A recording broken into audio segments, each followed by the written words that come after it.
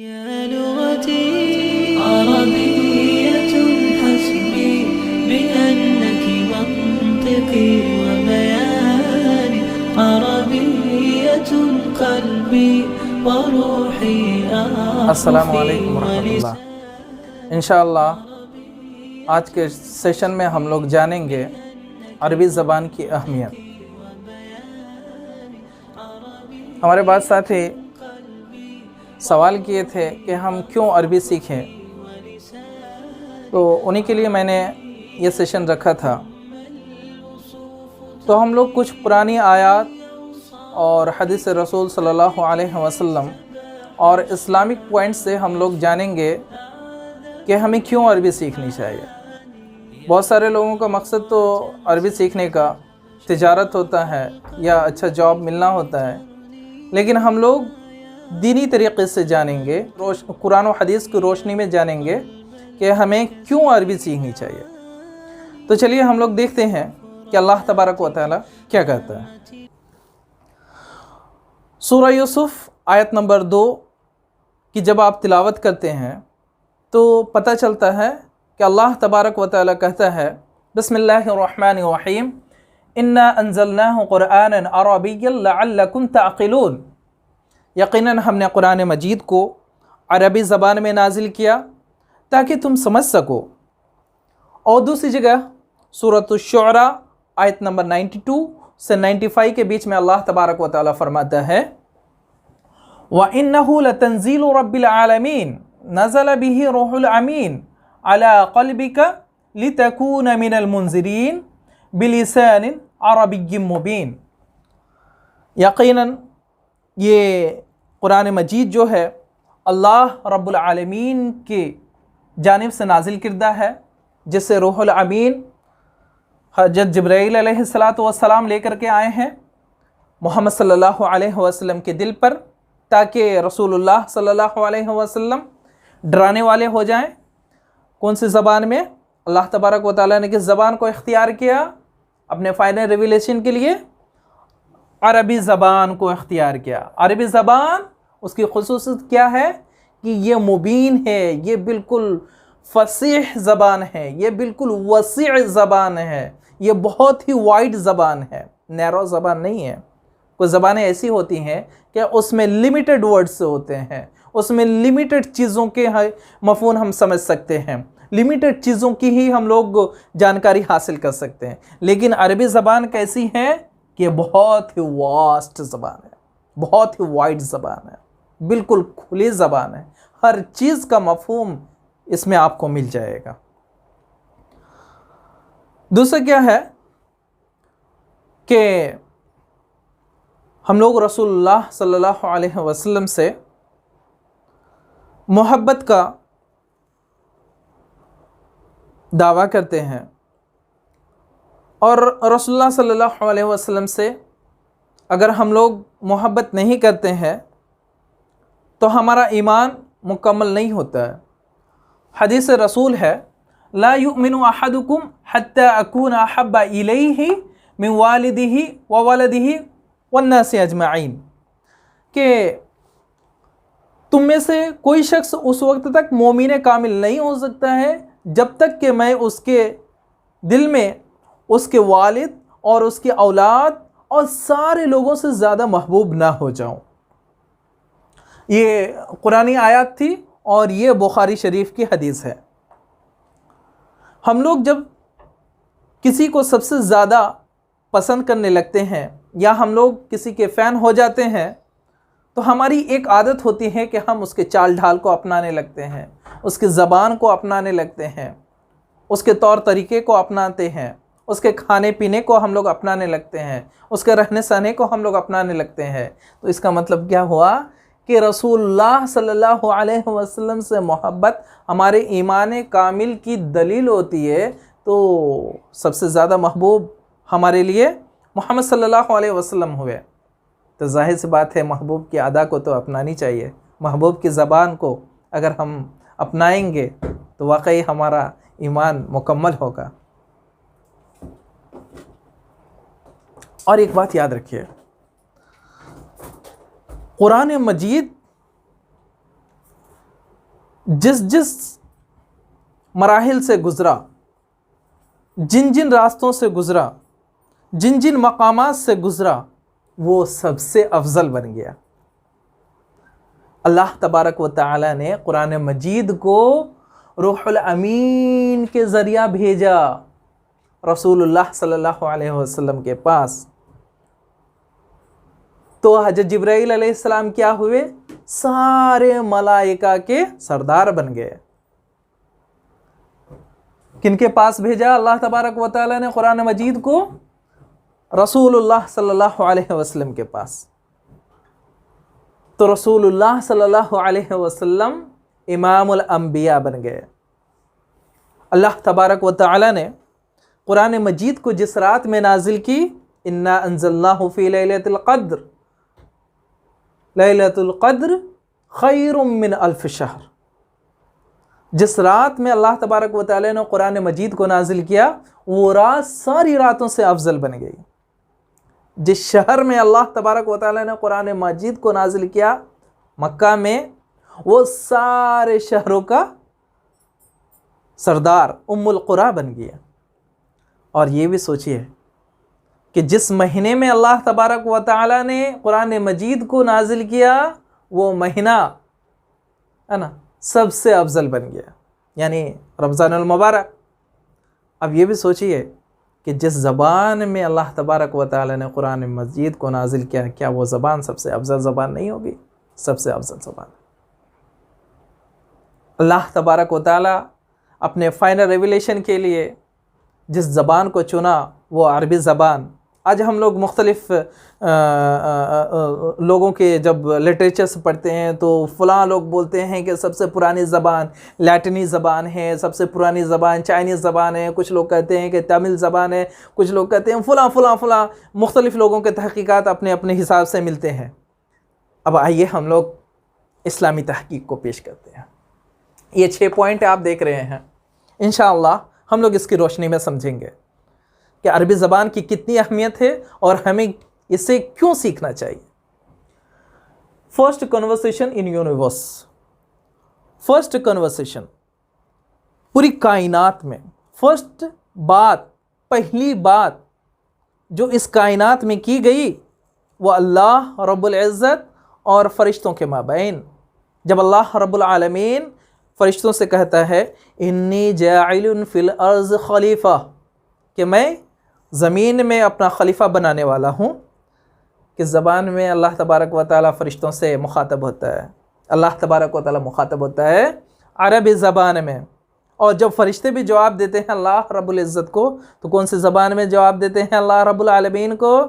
अतजअलु फ़ीहा मन युफ़्सिदु फ़ीहा व यस्फ़िकु दिमा, क्या तू ज़मीन में ऐसे मखलूक को बनाएगा जो कि फ़साद मचाएंगे, क़त्ल व गारत गिरी करेंगे? फ़रिश्तों ने भी अरबी ज़बान में जवाब दिया। दूसरी बात ये है, इसी फर्स्ट पॉइंट में मैं आपको बताना चाहता हूँ कि जन्नत की भी ज़बान अरबी हो गई। अल्लाह तबारक व तआला जब हज़रत आदम अलैहिस्सलातु वस्सलाम को जन्नत में रहने के लिए कहा, या आदम उस्कुन अंत व ज़ौजुकल जन्नह, ऐ आदम तुम और तुम्हारी बीवी जन्नत में जाकर के रहो। किस ज़बान में कहा? अरबी ज़बान में। अल्लाह तबारक व तआला अपने बंदे से जब मुखातिब होता है तो कौन सी ज़बान का इख्तियार किया? अरबी ज़बान किया। हज़रत आदम अलैहिस्सलातु वस्सलाम से कुछ ख़ताएँ होती हैं। अल्लाह तबारक व तआला हज़रत आदम अलैहिस्सलातु वस्सलाम को ज़मीन में भेजता है रहने के लिए। हज़रत आदम अलैहिस्सलातु वस्सलाम ज़मीन में आते हैं और इस रोए ज़मीन पर जो पहला लफ्ज़ बोला जाता है वो कौन सी ज़बान का लफ्ज़ होता है? अरबी ज़बान का। अल्लाह तबारक व तआला अपने नबी आदम अलैहिस्सलातु वस्सलाम को दिल में ये बात डाल देता है, दुआ जो कि हम लोग हर नमाज में अदा करते हैं। हज़रत आदम अलैहिस्सलातु वस्सलाम की प्यारी दुआ, रब्बना ज़लमना अनफुसना व इन लम तग़फ़िर लना व तरहमना लनकूनन्न मिनल ख़ासिरीन। ऐ परवरदिगारा, हमने अपने नफ्स पर जुल्म किया, तू ही मग़फ़िरत करने वाला, तू बड़ा मेहरबान रहम करने वाला। किस ज़बान में? किस ज़बान में हज़रत आदम अलैहिस्सलातु वस्सलाम ने दुआ मांगी? हज़रत आदम अलैहिस्सलातु वस्सलाम ने अरबी ज़बान का इख्तियार किया।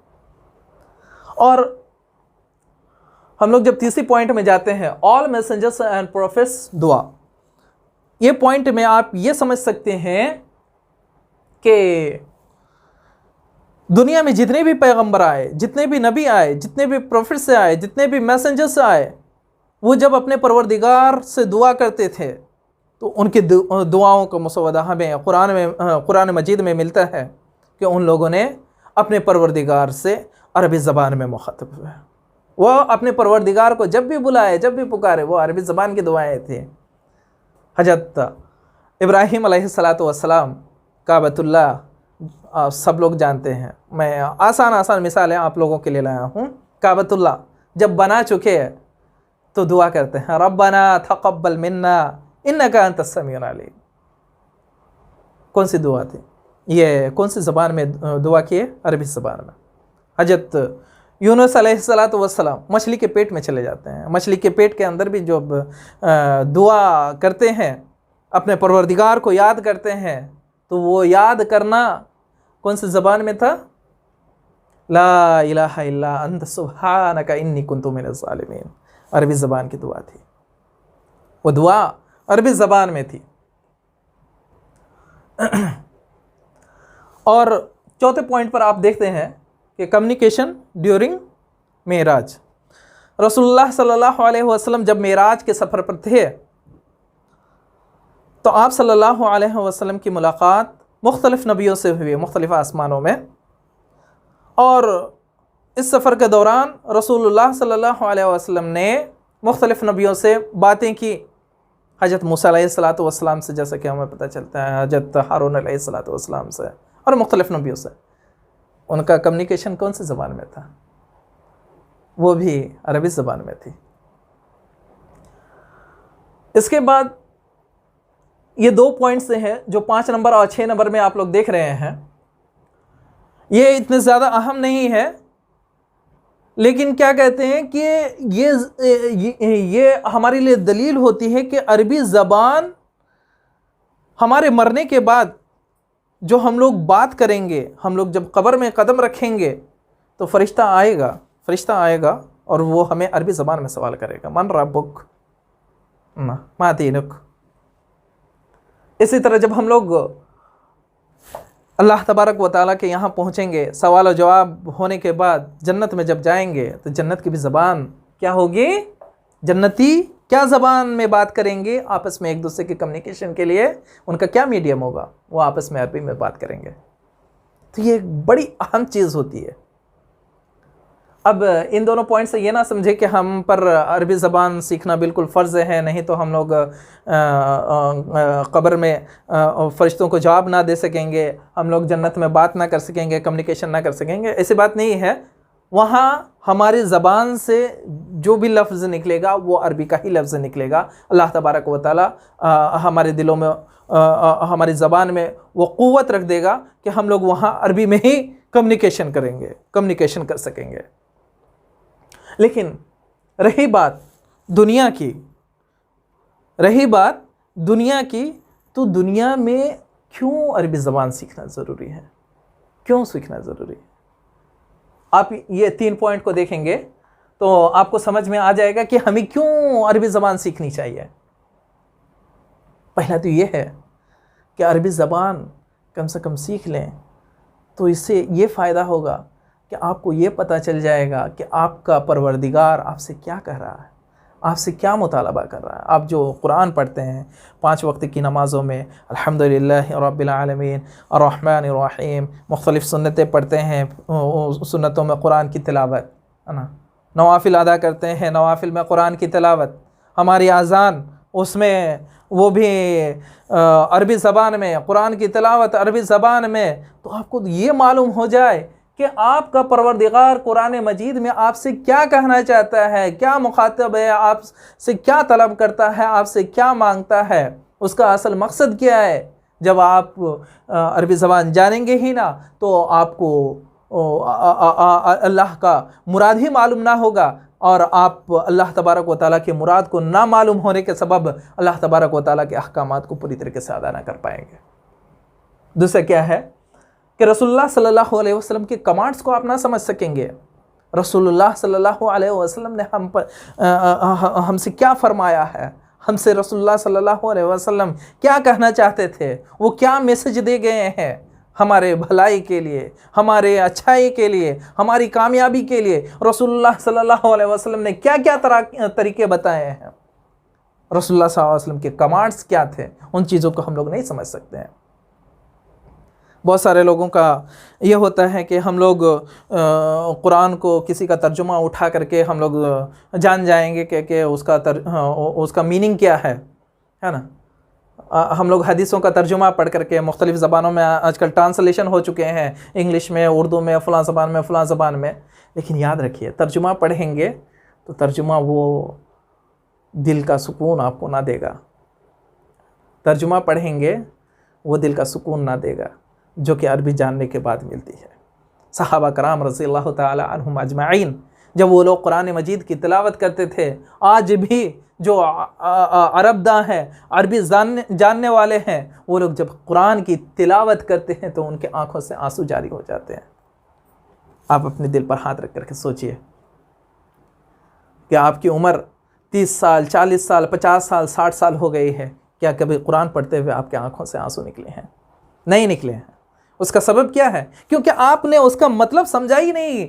बस एक पढ़ते गए, एक हर्फ की गर्दानी, बस एक हर्फ है जो कि उसे पढ़ना सीख लिए हैं। अल्हम्दुलिल्लाह रब्बिल आलमीन अर्रहमानिर रहीम मालिक यौमिद्दीन।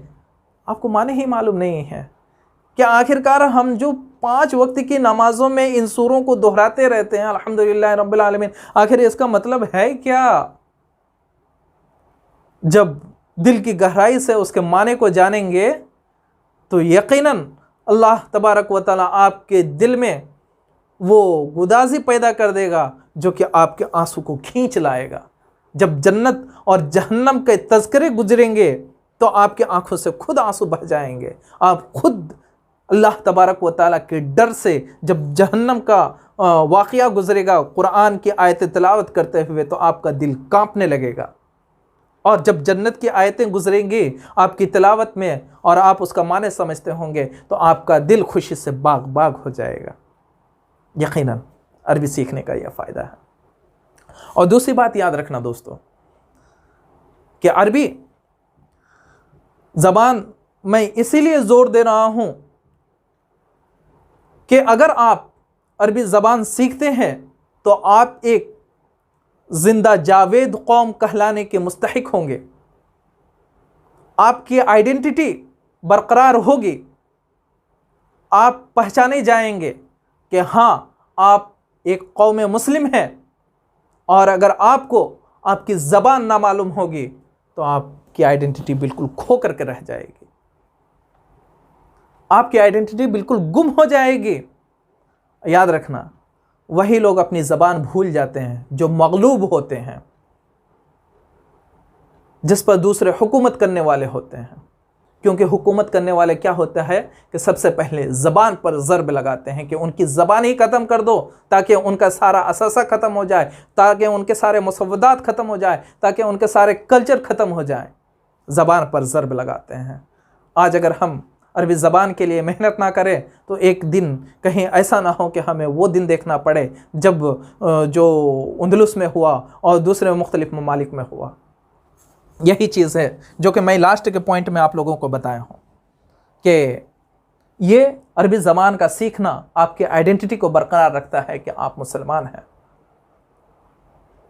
वरना तो हमें बहुत सारी ज़बानें सीखने का मौका मिलता है। हम लोग मुख्तलिफ़ ज़बानें को सीखने के लिए हम लोग मुख्तलिफ़ यूनिवर्सिटी का रुख करते हैं, लाखों करोड़ों रुपया खर्च कर देते हैं, अपनी ज़िंदगी के 8 साल 9 साल 10 साल मुख्तलिफ़ लम्हात गुजार देते हैं दूसरी ज़बान सीखने के लिए। सिर्फ क्यों? क्योंकि वो ज़बान सीख करके हम कुछ पैसे कमा लेंगे, चंद पैसे कमा लेंगे। अरे वो ज़बान सीखो जिस ज़बान के सीखने के बाद तुम अल्लाह और रसूल के कलाम को समझ सकोगे और तुम अल्लाह और रसूल के महबूब बनने के मुस्तहिक हो जाओगे।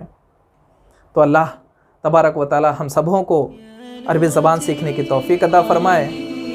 और अल्लाह तबारक व तआला का शुक्र है कि अल्लाह तबारक व तआला ने हमारे लिए इतने खुशगवार मौक़े मुहैया कर दिए हैं कि हम घर बैठे बैठे अरबी ज़बान सीख सकते हैं। पहले ऐसा मौका न था, अभी आप घर बैठे बैठे आप अरबी ज़बान सीख सकते हैं। अल्हम्दुलिल्लाह हमारे स्कॉलर्स आपको ऑनलाइन अरबी ज़बान सिखाने के लिए हमेशा तैयार हैं।